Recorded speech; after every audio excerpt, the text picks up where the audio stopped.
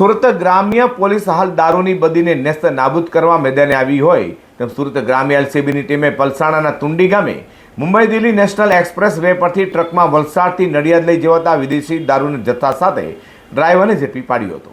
તે દારૂનો જથ્થો મોકલનાર અને મંગાવનારને વોન્ટેડ જાહેર કરવામાં આવ્યા છે. સુરત વિભાગના પોલીસ મહાનિરીક્ષક પ્રેમવીરસિંહ અને પોલીસ અધિક્ષક રાજેશ ગઢિયા દ્વારા સુરત ગ્રામ્ય જિલ્લામાં ગેરકાયદે રીતે ચાલતી પ્રોહિબિશન અને જુગારની પ્રવૃત્તિને નેસ્ત નાબૂદ કરવા આપેલી સૂચના લઈને સુરત ગ્રામ્ય એલસીબીની ટીમ પીઆઈએનજી પાંચાણીના માર્ગદર્શન હેઠળ પીએસઆઈ એસસી મસાણી સાથે પેટ્રોલિંગમાં હતી. ત્યાં પોલીસ કોન્સ્ટેબલ દીપક અનિલભાઈને મળેલી બાતમીના આધારે પલસાણાના તુંડી ગામે Mumbai Delhi national express way પરથી પસાર થતા અશોક લેલન ટ્રક કન્ટેનર આંતરી ઝડપી લેતા તેમાંથી વિદેશી દારૂનો જથ્થો મળી આવ્યો હતો.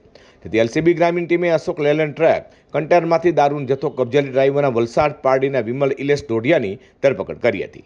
ત્યાં પોલીસે વિદેશી દારૂ 5,13,000થી વધુનો જથ્થો, 10 લાખનું કન્ટેનર અને મોબાઈલ ફોન સહિત 15,18,000થી વધુનું અધધ કહી શકાય તે મત્તા કબજે કરી હતી. તો વલસાડ વાપીથી દારૂનો જથ્થો નડિયાદ મોકલવા ટ્રંકમાં દારૂ ભરી આપનાર વલસાડના લાલુ ઉર્ફે લાલુ પરિયા, વાપી ખાતે કન્ટેનર આપી જનાર અક્ષય ઉર્ફે અક્ષિત ઉર્ફે બાયો અજીત આહિર તથા નડિયાદના દારૂનો જથ્થો મંગાવનારોને પોલીસે વોન્ટેડ જાહેર કર્યા છે.